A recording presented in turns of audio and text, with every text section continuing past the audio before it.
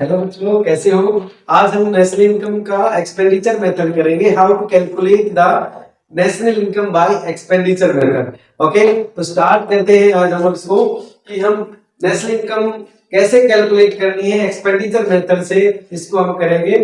और अभी स्टार्ट करते हैं नेशनल इनकम एक्सपेंडिचर मेथड से कैसे कैलकुलेट करनी है। ओके, तो हमारे पास इन चार पिलर हैं। तो पहले हमारा private final consumption expenditure. Private final consumption expenditure आपको पर्सनल फाइनल कंजम्पशन एक्सपेंडिचर भी मिल सकता है। मींस अगर आपको प्राइवेट फाइनल कंजम्पशन एक्सपेंडिचर मिले या पर्सनल फाइनल कंजम्पशन एक्सपेंडिचर मिले, दैट इज द सेम। तो सेकंड है government final consumption expenditure, government final consumption expenditure. and third one is the gross domestic capital formation। और क्या gross domestic capital formation, इनके ये investment होता है। तो ये हमारा दो तरीके से निकलता है। यहाँ पर ये इंपॉर्टेंट बात है आपके लिए कि आपको ये डायरेक्ट नहीं मिलेगी। यहाँ पर आपको क्या करना है, या तो आपको gross domestic fixed capital formation मिलेगा। बच्चे ध्यान रखना कि आपको फिक्स्ड वर्ड दिखाई दे, क्या दिखाई दे, फिक्स्ड वर्ड दिखाई दे, then you will add the change in stock. क्या करेंगे, चेंज इन स्टॉक को ऐड कर देंगे। कब, जब आपको फिक्स्ड वर्ड दिखाई दे। और एक और चीज, how to calculate the change in stock. Direct आपको चेंज इन स्टॉक नहीं गिवन है, देन यू विल आप गिव इट बाय, क्या मिलेगा आपको, क्लोजिंग स्टॉक मिलेगा या ओपनिंग स्टॉक मिलेगा। तो चेंज इन स्टॉक कैसे निकालेंगे, क्लोजिंग स्टॉक में से ओपनिंग स्टॉक को क्या करेंगे, माइनस कर देंगे, तो हमारा चेंज इन स्टॉक आ जाएगा। या फिर आपको मिलेगा नेट डोमेस्टिक कैपिटल फॉर्मेशन। क्या मिलेगा बच्चे, नेट डोमेस्टिक कैपिटल फॉर्मेशन। अगर नेट मिलता है तो हम क्या करते हैं कि डेप्रिसिएशन को प्लस कर देंगे। ठीक है, हमें निकालना, ग्रोस निकालना, नेट लेना, तो डेप्रिसिएशन क्या करते हैं, प्लस। अब वही बात है कि डेप्रिसिएशन का दूसरा नाम भी आता है, क्या है, रिप्लेसमेंट ऑफ फिक्स कैपिटल या फिर consumption of fix capital.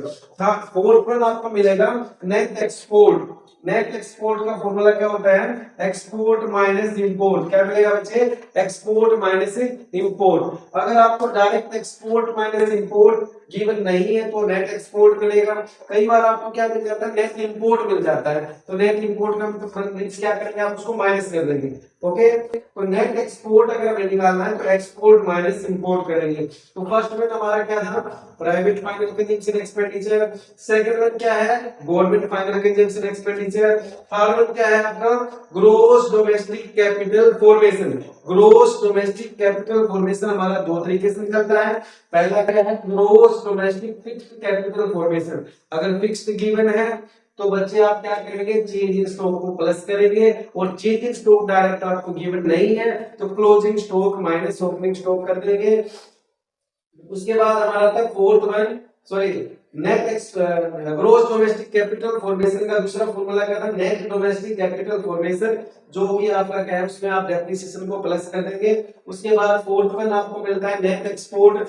Net export आपका क्या है बच्चे, एक्सपोर्ट माइनस इंपोर्ट से निकलता है। और अगर आपको नेट इंपोर्ट गिवन है तो आप माइनस कर देंगे उसको। ठीक है, और अगर एक्सपोर्ट और इंपोर्ट दोनों गिवन है तो एक्सपोर्ट में से इंपोर्ट माइनस करके हमारा क्या आएगा, नेट एक्सपोर्ट आ जाएगा।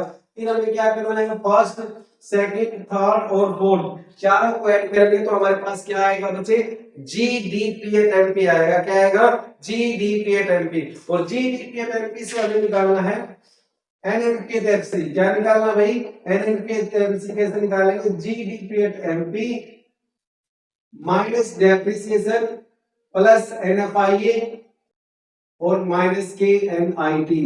क्या निकालेंगे, एनएनपीएटएफसी निकालने का हमारा क्या फॉर्मूला हो जाएगा बच्चे, जीडीपीएटएमपी में से हम क्या करेंगे, डेप्रिसिएशन को माइनस किया। डेप्रिसिएशन क्यों माइनस किया, क्योंकि नेट गिवन था, सॉरी नेट निकालना था, डोमेस्टिक गिवन था। तो क्या है, डेप्रिसिएशन माइनस किया। नेशनल निकालना था, डोमेस्टिक गिवन था, तो हमने क्या किया, नेट या को net factoring income from abroad को प्लस कर दिया।